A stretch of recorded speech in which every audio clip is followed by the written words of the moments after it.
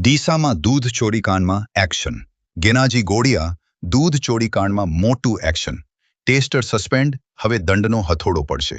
ડીસા તાલુકાના ગેનાજી ગોળિયા ગામમાં આવેલી શ્રી ગેનાજી ગોળિયા દૂધ ઉત્પાદક સેવા સહકારી મંડળીમાં દૂધ ચોરી મામલે હવે કડક કાર્યવાહી હાથ ધરાઈ છે.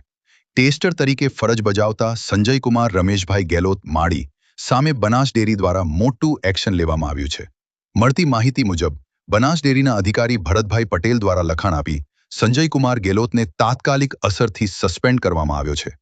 આ સાથે જ ચોરી કરાયેલા દૂધના આધારે તેની સામે દંડ વસૂલવાની પ્રક્રિયા પણ શરૂ કરવામાં આવી છે. પ્રાથમિક તપાસમાં સામે આવ્યું છે કે ટેસ્ટર દ્વારા છેલ્લા કેટલાક સમયથી દૂધમાં ગોટાળો કરીને મોટી માત્રામાં દૂધની ચોરી કરવામાં આવી હતી. હવે ચોક્કસ કેટલી માત્રામાં દૂધની ઘટ પડી છે તેની વિગતવાર ગણતરી બનાસ ડેરીના અધિકારીઓ દ્વારા ચાલી રહી છે. સૂત્રોના જણાવ્યા મુજબ દૂધની કુલ ઘટ મુજબ જ દંડ ફટકારવામાં આવશે અને આ અંગેનો આખરી નિર્ણય આગામી માસમાં જાહેર થવાની શક્યતા છે. આ સમગ્ર ઘટનાએ ખેડૂતોમાં ભારે રોષ ફેલાવ્યો છે અને મંડળીની કામગીરી પર પણ પ્રશ્નચિહ્ન ઊભા થયા છે. અગાઉ પણ આ જ મંડળીમાં લાખો રૂપિયાનું કૌભાંડ બહાર આવતા હવે ફરી એકવાર વિશ્વાસ પર આંચકો લાગ્યો છે. હાલ ગામમાં ચર્ચાનો વિષય બની ગયેલી આ ઘટના બાદ ખેડૂતો દ્વારા કડક કાર્યવાહી અને પારદર્શક વ્યવસ્થા લાવવા માંગ ઉઠી રહી છે.